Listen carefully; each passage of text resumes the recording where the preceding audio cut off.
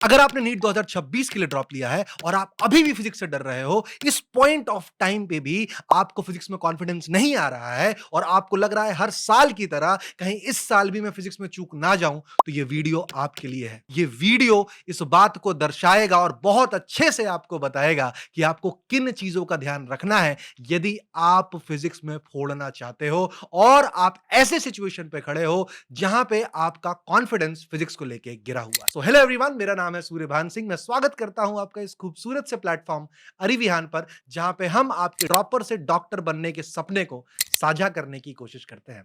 तो आइए जानने की कोशिश करते हैं कि इन अगले 4 महीने में एज ए नीट ड्रॉपर आपको कैसे प्रिपेयर करना है ताकि आप फिजिक्स को मैक्सिमम तरीके से फोड़ पाए, मतलब आप जीरो से हीरो तक का सफर संपूर्ण कर पाए। भगवत गीता में कृष्ण अर्जुन से कहते हैं कि कर्मण्येवाधिकारस्ते मा फलेषु कदाचन।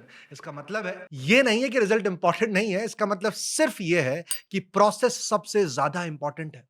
और आज स्पेशली नीट 2026 ड्रॉपर्स के लिए मैं तुम्हें एक फिजिक्स का वही प्रोसेस देने आया। सो आइए समझने की कोशिश करते हैं कि आने वाले 4 महीने में आपको फिजिक्स को किस तरीके से पढ़ना है यदि आप बिल्कुल भी कॉन्फिडेंस फील नहीं कर रहे हो। सो आइए let's understand how to handle physics. मैं आपको कुछ इंपॉर्टेंट पॉइंट्स बताऊंगा, आपको इन बातों पे बहुत अच्छे से ध्यान रखना है। अगर आप इन बातों का बहुत अच्छे से ध्यान रखते हैं तो आई कैन अश्योर यू कि आप 160 प्लस मार्क्स भी ला सकते हो स्ट्रैटेजी को सुनने भर मात्र से। सबसे पहले हमें समझना होगा कि फिजिक्स को डिवाइड कैसे करना है। राइट, इस पॉइंट पे मैं ये मान के चल रहा हूं कि आप फिजिक्स में बिल्कुल भी कॉन्फिडेंस फील नहीं कर रहे हैं, है ना। तो फिजिक्स को मैं 3 सेक्शन में डिवाइड करूंगा। सबसे पहले तो सिलेबस वाइज डिवाइड करूंगा और एक सेक्शन जहां पे हम सिर्फ मॉक टेस्ट की चर्चा करेंगे, है ना। क्योंकि फिजिक्स को ऐसे ही पढ़ना चाहिए और आपको जो मैं ऑर्डर बताऊंगा आपको उसी ऑर्डर को फॉलो करना है, तभी आपका कॉन्फिडेंस बिल्ड होगा। आप फिजिक्स के फॉर्मूले को रिकॉल बहुत अच्छे से कर पाएंगे, तभी आपकी रिवीजन स्ट्रैटेजी भी बहुत ही स्मूथ होगी और एग्जाम के टाइम में आप बिल्कुल पैनिक नहीं करेंगे। लेकिन अगर आप इस ऑर्डर को ब्रेक करोगे तो चाहे आप कितने भी इंटेलिजेंट हो, सेल्फ डाउट जरूर क्रिएट होगा। ये पर्सनली मैंने देखा है नीट के ड्रॉपर स्टूडेंट्स को, है ना, जिन्होंने इस ऑर्डर को फॉलो नहीं किया है, उन्होंने एग्जाम में 10 से 20 मार्क्स अपने आप ही लूज कर दिए। So let's start with section 1, है ना। एक बात आपको ध्यान देनी है इस बारे में कि जो सेक्शन 1 के चैप्टर्स उसमें सारे मैंने मैकेनिक्स के चैप्टर रखे हुए हैं और आपको इसी ऑर्डर में पढ़ना भी है। मैकेनिक्स के चैप्टर कौन से हो गए? आपका काइनेमेटिक्स हो गया, एनएलएम हो गया, वर्क पावर एनर्जी हो गया, सेंटर ऑफ मास हो गया, रोटेशन हो गया, ग्रेविटेशन हो गया, सिंपल हार्मोनिक मोशन हो गया, फ्लूइड्स हो गया। ठीक है, एक बात अपने को समझना पड़ेगा कि सेक्शन 1 में मैंने इन चैप्टर्स को क्यों रखा है। क्योंकि सेक्शन 1 के ये चैप्टर्स जो है वो 80% प्रैक्टिस पे डिपेंडेंट है और 20% थ्योरी पे डिपेंडेंट है। मतलब हमको भी यही करना है। हमको थ्योरी पे ज्यादा समय ना देते हुए, थ्योरी आपने एक बार बेसिकली पढ़ रखी है, अपने को समझना पड़ेगा यहाँ पे वैरायटी ऑफ प्रॉब्लम्स बहुत ज्यादा होती है। तो अपना पूरा जो कंसर्न होना चाहिए वो इस 80% प्रैक्टिस पे होना चाहिए। कई स्टूडेंट क्या गलती करते हैं, वो चैप्टर को रिवाइज करने के चक्कर में पूरा का पूरा वीडियो लेक्चर देखना स्टार्ट कर देते हैं और उनको वीडियो लेक्चर देखने से एक सूडो फीलिंग आती है कि भाई साहब मेरे से वो चैप्टर बन रहा है। मैं आपको बता देता हूं, मैकेनिक्स में जब तक आप कलम नहीं चलाओगे तब तक आपको मैकेनिक्स में कोई भी कॉन्फिडेंस नहीं आने वाला है। प्लीज मेक श्योर करें। तो सर कलम कहां चलाएं? तो कलम की जो चर्चा है बेटा वो आपको कहां चला के करनी है, वो आपको नीट के पीवाईक्यू जितने हैं वो करने हैं और साथ ही साथ में पिछले 5 साल के इजी लेवल वाले जेई मेंस के क्वेश्चंस आपको करने हैं। जैसे ही आप ये प्रैक्टिस करोगे आपके पास बहुत शानदार कॉन्फिडेंस आ जाएगा। और एक और मैं आपको बताऊं, आपको डेली कितने अभी प्रॉब्लम्स करने हैं तो एक बार मैं बता दूंगा कि अभी तक आपने कई मॉक टेस्ट भी दिए होंगे, राइट। अगर आपने जितने भी मॉक टेस्ट दिए हैं उन मॉक टेस्ट में जो आपके डाउट्स थे, उन मॉक टेस्ट में जो आपको क्वेश्चंस नहीं बने थे, वो भी आप इस प्रैक्टिस का हिस्सा मान सकते हो। तो बेसिकली 3 प्रकार की प्रैक्टिस के हिस्से हैं। सबसे पहला हिस्सा कौन सा? आपके नीट के पीवाईक्यू। दूसरा हिस्सा कौन सा? जेई मेंस के पीवाईक्यू, क्योंकि वो एज इट इज उठ के आ जाते हैं। और तीसरा हिस्सा कौन सा? आपने जो मॉक टेस्ट दिए थे और उनके जो क्वेश्चंस नहीं बने थे वो। तो आपको समझ में आ चुका है, सबसे पहले हमें प्रैक्टिस पे ध्यान देना है और 3 तरीके मैं आपको बता चुका हूं। क्लियर है या नहीं है? आई होप आपको पहला सेक्शन बहुत अच्छे से क्लियर हो चुका है और पहले सेक्शन में आपको क्या करना है ये आपको बहुत अच्छे से पता है। याद रखना, वीडियो लेक्चर यदि आप ज्यादा देखोगे तो मैटर हो जाएगा दोस्तों, है ना। वीडियो लेक्चर देखने का समय नहीं है, प्रैक्टिस करने का समय है। हाँ, किसी टॉपिक में आपको इशू है तो कुछ इंपॉर्टेंट टॉपिक में आपको इशू है तो आप उस टॉपिक का वीडियो देखो in spite of seeing the whole video.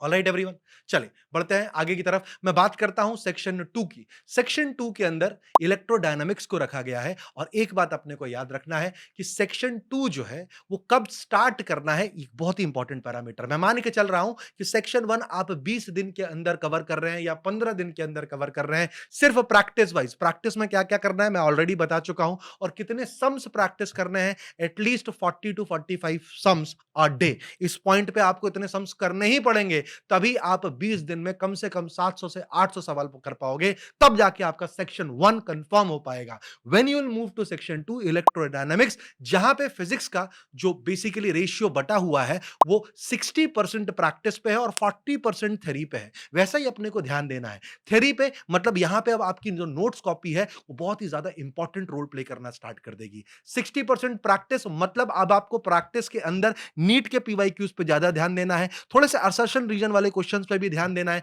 क्योंकि यहां पे अब थियोरेटिकल क्वेश्चन पूछ सकता है, एग्जामिनर आपको घुमाने की कोशिश कर सकता है। It can make difficult question out of theory, तो इस बात को आपको ध्यान रखना है। तो सर प्रैक्टिस क्या करें?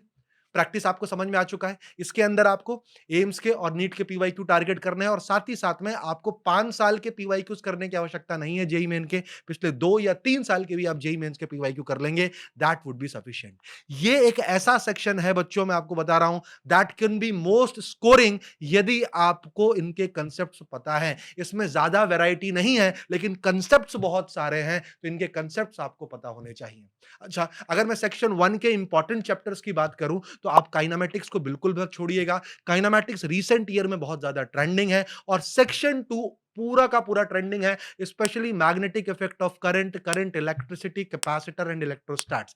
These 4 chapters are always trending. Electrostatics को थोड़ा आप आखिरी में रख भी सकते हो, लेकिन जो करंट इलेक्ट्रिसिटी है मेरे दोस्त, उससे कई कई बार 4-4 प्रश्न भी पूछे गए हैं। तो इसके जितने भी, मैं दोबारा बोल रहा हूं, इसके जितने भी सब टॉपिक्स हैं इनको बहुत अच्छे से करना है। इन सब टॉपिक्स को समझना अच्छे से है, क्योंकि क्वेश्चन की वैरायटी इसमें ज्यादा नहीं आती है, ज्यादा वैरायटी आपको वहां मिलेगी। इसीलिए लिमिटेड कंटेंट है, लेकिन सारा आपको बहुत अच्छे से करना है।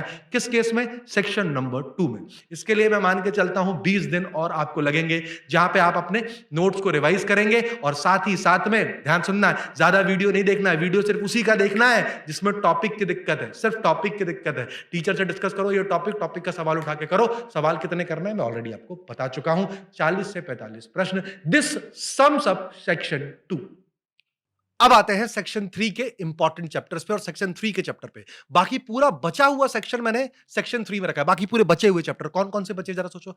मॉडर्न फिजिक्स बचा है, सेमीकंडक्टर बचा है, थर्मोडायनामिक्स बचा है, रे ऑप्टिक्स बचा है, वेव ऑप्टिक्स बचा है, और साथ ही साथ में आपका ऑसिलेशन, सिंपल हार्मोनिक मोशन आप उसमें वहां रख सकते हो। बट हाँ, क्या कौन कौन से चैप्टर बटे? मेनली मॉडर्न, सेमीकंडक्टर, थर्मो, रे एंड वेव ऑप्टिक्स। मैं आपको बता दूं, इस पूरे सेक्शन में जो सबसे इंपॉर्टेंट बात है इसको सबसे पीछे रखने का, उसका रीजन ये था क्योंकि इस सेक्शन में आपको फॉर्मूला पे भी ज्यादा ध्यान देना और प्रैक्टिस पे भी ज्यादा ध्यान देना है। मतलब this is a practice 50% and this is a practice of theory of 50%। मतलब ये दोनों का आधा आधा समावेश है, और ये चैप्टर आखिरी में करने का ये पर्पस था मेरा, ताकि आप ये समझ पाओ कि जब आप एग्जाम हॉल से पहले ऐसे चैप्टर से गो थ्रू होके जाओगे जहां पे फॉर्मूलाज का रिवीजन ज्यादा लगने वाला है, तो वो एग्जाम हॉल के अंदर आपका कॉन्फिडेंस बढ़ाएगा मेरे प्यारे दोस्तों। तो इस बात को ध्यान रखना है। दीज आर द चैप्टर्स जहां पे फॉर्मूला बेस्ड डायरेक्ट क्वेश्चंस आते हैं, और इनकी थ्योरी उतनी ही इंपॉर्टेंट है जितने इनके न्यूमेरिकल सॉल्विंग इंपॉर्टेंट है। ये बात याद रखिएगा। वन लाइनर यहां से सबसे ज्यादा पूछे जा सकते हैं, तो आपको बहुत ही कॉन्फिडेंट होना पड़ेगा। इनफैक्ट जो 3 चैप्टर्स है इसमें से modern physics, semiconductor and thermodynamics, they are the most important chapter for entire physics. यहां पे मैं आपको रिकमेंड करूंगा, यदि इन तीनों चैप्टर में से आपको कुछ नहीं आता है, कोई चैप्टर में आपको कॉन्फिडेंस नहीं है, तो definitely you can watch the whole videos of these 3 chapters. Exclusively KTG को अलग करके बोल रहा हूं, थर्मो, हीट एंड कैलोरीमेट्री को अलग करके बोल रहा हूं, थर्मो, जहां पे गैस इक्वेशंस के बारे में बात होगी और ग्राफ्स की बात होगी। तो इन तीनों चैप्टर्स को आपको बहुत आसानी से और बहुत ईमानदारी से और बहुत डिटेल में पढ़ने की कोशिश करनी है। इसके नोट्स थॉरो रिवाइज करने पड़ेंगे आपको, क्योंकि ये चैप्टर मैं आपको गारंटी ले रहा हूं, ये 3 चैप्टर मिला के 10 प्रश्न भी पूछे जा सकते हैं। 10 प्रश्न, which is approximately 25% of your whole paper. तो आपको कौन कौन से इंपॉर्टेंट चैप्टर पता चल गए, जरा बता दो। एक modern physics, semiconductor, thermo, current electricity, magnetic effect of current and kinematics. ये 6 चैप्टर बूम बूम रूप पे तैयार होने चाहिए। इनके साथ कोई भी प्रायोरिटी का लोचा नहीं होगा आगे ऊपर नीचे। इन 6 चैप्टर से हो सकता है आपका पेपर जो है बेटा वो 30 से 40% पूछा जा सकता है, which is a very very very high amount. Alright everyone, चलिए अब बात करते हैं इन चैप्टर्स में प्रैक्टिस की कहां से की जाए। तो वापस से वही कहानी, सेम वही जैसा अपन ने सेक्शन 2 में किया था। इन चैप्टर की प्रैक्टिस के लिए आपको एक बात बहुत अच्छे से ध्यान में रखनी है कि इन चैप्टर्स के अंदर क्योंकि 50% क्या है, प्रॉब्लम प्रैक्टिस है एंड 50% थ्योरी है, मेक श्योर करेंगे कि जो टीचर ने आपको नोट्स बनाए हैं उस नोट्स को आप कम से कम 2 बार आप गो थ्रू होके जाएं, क्योंकि वो नोट्स आपके लिए बहुत इंपॉर्टेंट है, वो डिटेल बहुत इंपॉर्टेंट है। तो अगर आपको किसी छोटे टॉपिक में डाउट आता है तो आप जाइए, टॉपिक तो क्या किसी सेंटेंस में भी डाउट आता है तो मेक श्योर करें कि आप अपने टीचर के साथ या अपने फ्रेंड्स के साथ उस डाउट को क्लियर करें, तभी आप इस सेक्शन में एक हीरो बन के निकलेंगे। चलिए अब बात करते हैं चौथे सेक्शन की, है ना। तो मैं आपको बता दूं, बहुत अच्छे से ईमानदारी से सुनना, चौथा सेक्शन बहुत ज्यादा इंपॉर्टेंट है, क्योंकि अभी तक तीनों सेक्शन में हमने क्या किया, हमने बेसिकली सिलेबस को अच्छे से कवर किया है, सही तरीके से सही डायरेक्शन से हमने उसके प्रॉब्लम सॉल्विंग करने की कोशिश करी है। तीनों सेक्शन में मैंने आपको बताया, पहले सेक्शन में बताया कि कैसी प्रॉब्लम सॉल्विंग करनी है, दूसरे और तीसरे सेक्शन में मैंने आपको बताया कि कैसी प्रॉब्लम सॉल्विंग करनी है 2 साल या 3 साल जेईई मेंस के सवाल और बाकी नीट के पीवाईक्यूज। चौथा सेक्शन, अभी तक आपने सिर्फ इनपुट दिया है सिस्टम को, ये आपके इनपुट्स थे, आउटपुट डिसाइड करती है एफिशिएंसी, और ये चौथा पॉइंट उसी एफिशिएंसी का हिस्सा है जहां पे हम चर्चा करेंगे मॉक टेस्ट की, जहां पे हम चर्चा करेंगे मॉक टेस्ट की। देखना, ध्यान से सुनना, इस फेज में अगर अगर आपको अपनी एफिशिएंसी को इंप्रूव करना है तो एफिशिएंसी इंप्रूव होती है इन 4 चीजों से। मॉक टेस्ट देना और उसका एनालिसिस करना, शॉर्ट नोट्स का रेगुलर रिवीजन करना है, फॉर्मूला नोटबुक बनाना है। ये बात कर रहा हूं, ध्यान से सुनिएगा, मैं मान के चल रहा हूं 20-20, ध्यान सुनना, 20-20 और 15 40, 50 दिन में, मतलब अगले आने वाले 2 महीने में, फरवरी, जनवरी, फरवरी और 10 मार्च तक लगभग लगभग आप ये पूरे चैप्टर से एक बार पढ़ चुके हो, मैंने जो बातें बोली हैं वो आप कर चुके हो, तब आप इस पॉइंट पे खड़े हो। कहां पे? आप 10 मार्च से लेके आपको पूरा अप्रैल तक का समय बचा हुआ है। इसमें आपको इन 4 बातों पे ध्यान देना है। पहला, मॉक टेस्ट देना है और उसको एनालाइज करना है रेगुलर, शॉर्ट नोट्स को रेगुलरली रिवाइज करना है, फॉर्मूला नोटबुक बनानी है, और अब तक सारे क्वेश्चंस और मॉक टेस्ट जितने भी आपने दिए हैं उनका रिवीजन करना स्टार्ट करना है। देखिए देखिए बेटा, सबसे अच्छे प्रश्न वो होते हैं आपके एग्जामिनेशन के अंदर जिन प्रश्नों को आपने पहले ट्राई किया है और वो आपसे नहीं बने हैं। और वो कौन से प्रश्न? एग्जाम प्रेशर में जो क्वेश्चंस नहीं बने हैं। तो मॉक टेस्ट के जितने भी क्वेश्चन आपसे नहीं बने हैं, कृपया करके उन्हें मार्क करके रखें, because this is the time, this is the time जहां पे वो आपके लिए गोल्ड का काम करेगा। Let me tell you, gold का काम करेगा। तो जो सेक्शन 4 है उसको गोल्ड बनाने के लिए मैं आपको चारों पॉइंट बता चुका हूं, इस बात का आपको बहुत अच्छे से ध्यान रखना है। अच्छा, पैरेलली क्या करें सर? पैरेलली क्या करें? पैरेलली देखो आपको क्या करना है, पैरेलली जो जो चैप्टर होता जा रहा है उस चैप्टर वाइज आप पेपर दे सकते हो। पैरेलली चैप्टर वाइज आप अपने पेपर दे सकते हो और लाइट मॉक टेस्ट दे सकते हो शुरुआत के 1 महीने में। लेकिन जैसे ही फरवरी एंड होना स्टार्ट होगा, अब आपको मॉक टेस्ट की फ्रीक्वेंसी बहुत रैपिड कर देनी है। मतलब वीक में एटलीस्ट आपको 2 से 3 मॉक टेस्ट देने हैं, मॉक टेस्ट को एनालाइज करना है, मॉक टेस्ट के प्रश्नों को जो आपसे नहीं बने हैं अच्छे से रिवाइज करके अगला कंप्लीट मॉक टेस्ट देना है। फुल सिलेबस मॉक टेस्ट देना स्टार्ट करना पड़ेगा आपको, वीक में एटलीस्ट 3, लेकिन उसका एनालिसिस उतना ही इंपॉर्टेंट है जितना मॉक टेस्ट देना। याद रखना कि आपने जो गलतियां दोहराई हैं उन्हीं गलतियों का ध्यान रख के ही आप आने वाली समस्या का हल ढूंढ सकते हो। यदि उन गलतियों का ध्यान नहीं रखा गया तो आने वाले समस्याओं में भी ना चाहते हुए भी आप वही गलतियां करोगे, जिसके कारण आप नीट 2026 में वापस से पूछ सकते हैं। और नीट 2026 के ड्रॉपर के पॉइंट ऑफ व्यू से देखा जाए तो ये सब वो गलतियां रिपीट नहीं कर सकता। क्यों? क्योंकि उसको ऑलरेडी अपनी पूरी स्टेक पता है।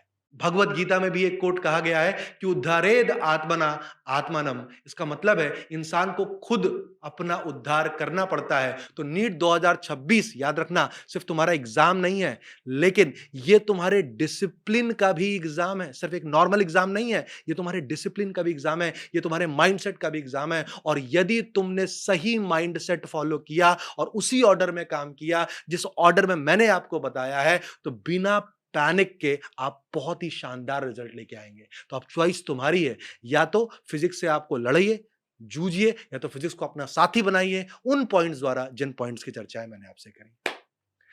आज का सेशन मेरे लिए इतना ही। अगर आपको सेशन बहुत अच्छा लगा हो तो do follow our channel guys. इस चैनल पे हम ड्रॉपर स्टूडेंट्स के लिए बहुत amazing strategies, amazing videos, amazing content लाने वाले हैं, and that too all from our heart, all from our heart, all from our conscious decision, all from our heart. हम बहुत मेहनत करके आपके पास टॉप क्वालिटी कंटेंट प्रोवाइड करेंगे, जहां पे सारा का सारा डेटा वेल रिसर्च्ड होगा, और जहां पे आप यदि हमसे सीखेंगे तो आपके ड्रॉपर से डॉक्टर बनने का सपना जरूर पूरा होगा। So that's it from my side today. Thank you for patiently listening everyone. Bye bye, take care and love you all.